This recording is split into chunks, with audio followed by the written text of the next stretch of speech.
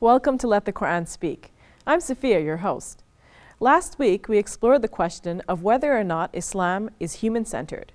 We looked at the way in which animals are depicted in the Quran and whether they are subjugated to human beings. Now we turn our attention to the non-human world. Does the environment have value beyond its use to human beings? What sort of attitude should we have towards the environment? And how should we act in the midst of an environmental crisis of our own making? We speak with Dr. Sara Tlili, Assistant Professor in Arabic Languages and Literature at the University of Florida. Here's the interview now. Sara, welcome to Let the Quran Speak. Thank you for having me. Now, you believe that the Quran instills positive attitudes towards the environment. Can you tell us how it does that? Yes. The Quran presents the entire creation as Muslim and as, like it ascribes to it a spiritual dimension. It says everything sings the praises of God, but you don't understand their praises. So by presenting the entire world, the entire creation in this way, I believe that the Quran instilled in Muslims historically positive attitudes toward the creation. So we see, for example, a lot of people will want to plant trees. Why? Because a tree will praise God, and the one who plants it will be rewarded for that. You know, like some people say, you need to wash your clothes because they're worshiping God. So because of that, you have to keep them clean. So it has nurtured this positive attitude, this, you know, like everything is respected and valued for what it is because everything worships God. So this is one of the ways I believe that the Quran managed to instill positive attitudes toward nature. Can you tell me a little bit more about how creation would worship God? Like, for example, the mountains or the trees? Yeah, well, I mean, the Quran says that everything worships God or everything sings the praises of God. Animals pray, you know. It uses the word salat, which means ritual prayer, not just like invoking God. However, the Quran says like humans do not understand that. So it is something that is situated outside of our scope. We don't know how they do it. Some prophets could, you know, like communicate with animals, and perhaps they saw that, like David, for example, Prophet David used to sing the praises of God along with birds. But this is not part of the experience of, you know, other people. So I believe the Quran is very clear in stating that it is not something that we can experience ourselves. However, which shows our own human limitation, that, you know, exactly, we can't understand animals, which means we're not superior to them, exactly, or other beings as well. Or other beings. And also it says that other beings are interacting with God in ways that are not accessible to us. So this idea that, you know, like we tend to think of God as this super mind, as a rational being. It's as if like he's like this super human. But this is in fact something, I don't know, like you cannot justify that, at least from based on the Quran, because it seems that there is a lot more to God that is totally outside of our scope. And, you know, like he has specific relations to other creatures which we have no idea about whatsoever. So this is one of the ways, in fact, the Quran instilled a good attitude toward the environment, but there is another way as well. So tell us about that other way. Yeah, the other way is by presenting everything that God created, including the human being, as signs of creation. So because of this, many Muslims have developed this attitude of, you know, like wanting to understand the environment better, studying, looking at it closely. And it also filled them with this sense of awe toward the environment. So for example, we find medieval scholars talking about ants, and they will enumerate all the miracles that you see, like all this way ants, you know, like what they can do, things that they can do that human beings cannot do. So it filled, I believe, many Muslims with this sense of awe without nonetheless deifying nature. So it's not like, you know, nature is worshipped, but nature is valued. It's perceived as something that is full of, you know, wisdom, care, mercy, attention, and that inspired Muslims, you know, like to look at it in very interesting ways. It is also a theme that situated humanity within the rest of the world. You know, like humans also are signs of creation, and we are supposed to look at ourselves also to know more about God. So in this way, it shows that the Quran is not placing the human being on the top of nature, he is or she is part of the natural world. So it developed also, or it nurtured this sense of kinship between humans and other beings. On that note, what do you think of the popular idea that human beings are stewards on Earth? Well, I believe this is a notion that is totally misunderstood. Okay.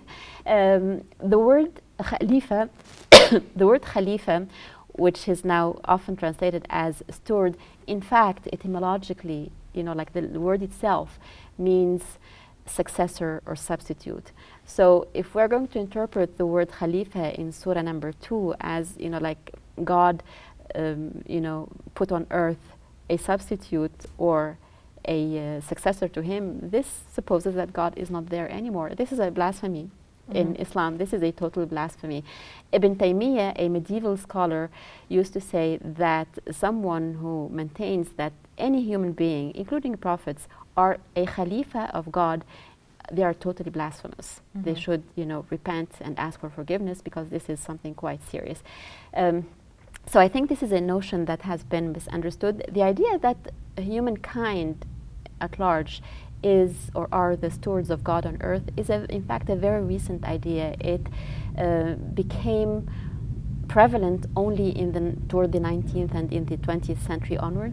I believe it was there, or we had it as a reaction to a number of things. Like some scholars were trying to empower Muslims and to encourage them to go ahead and explore nature, explore the resources, study things scientifically, etc., etc. So they use this notion of Khalifa. We see this, for example, in the work of Sayyid Qutb. He says, like, you're the stewards. God has placed this entire natural world at your service. Go ahead and study it, explore it, like take the resources, all of this. And I think that when you look at it in concrete terms, it led to very negative attitudes toward the environment in the recent times. The notion of Khalifa has not, like you look at it, concretely it has not led to an improvement. It has led to a worsening in our attitudes toward the natural world, and I believe we need to reconsider it. It was very fascinating. I haven't heard another Muslim say this before. Yes. So what do you think is a better way of thinking about the relationship between human beings and the natural world then? If we get rid of this concept of being stewards? Yes, I mean, I think there are plenty of teachings about like all the details. We just need to look at those. So for example, the Quran emphasizes the importance of taqwa, like God consciousness or fear of God. And the Prophet, for example, enjoins Muslims to fear God in the way they treat the environment or treat animals, So taqwa, for example, it's not like just one thing. We need to change like the whole paradigm, how we think about nature. We are just part of nature. There are many rules of how to treat nature. So for example, how to treat water. The Prophet says, if you're going to perform ablution and you have like a whole river running by your side, just take like about half a liter to perform your ablution. So there are plenty of rules that we just need to apply. But we are not going to substitute this notion of Khalifa with another notion, because there isn't any other notion that can substitute for that.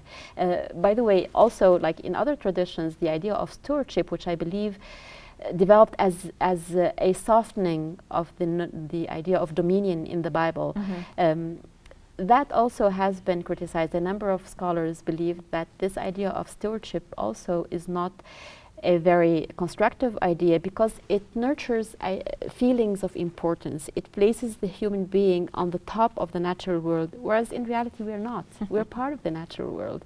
So whether we use the softer part, which is stewardship, or the seemingly more stern part of dominion and ruling, this is not going to help us build very positive attitudes toward the natural world. We're just part of the natural world, and we may use it as any other creature is using the natural world, but we may not abuse it. We may not go beyond the limitations that have been set there for us.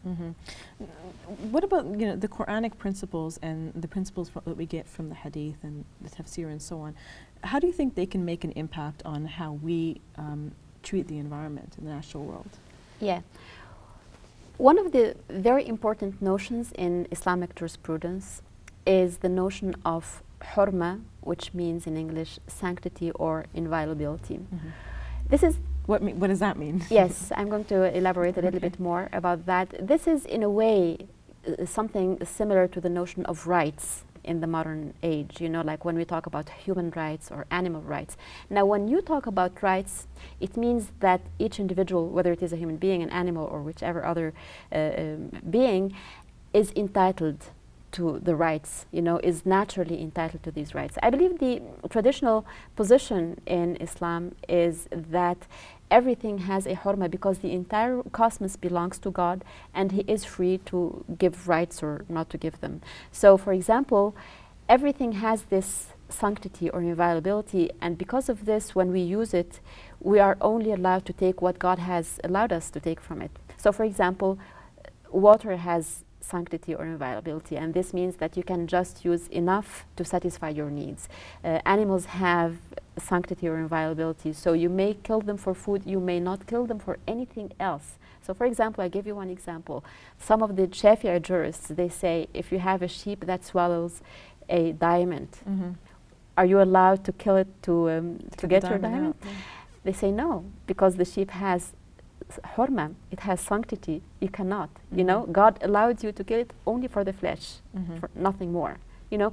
So we see how this notion of sanctity or inviolability, that everything has sanctity or inviolability, gives rights to everything, but without having that entitlement, you know, idea that comes with the modern notion of rights. It nurtures this, you know, attitude of showing respect to everything. You don't, like, you approach everything with vigilance. You take what you need. It's not like, you know, you become too tense about using the natural resources, but also you show respect to everything, and you show thankfulness to God as well for giving you this grace of allowing you to use the resources that He has created. Sarah, I really appreciate you bringing your insights onto this show. Thank you so much. Thank you very much, Ryan. We'll take a break. When we return, we will look at the conversion of an Islamophobe and his son.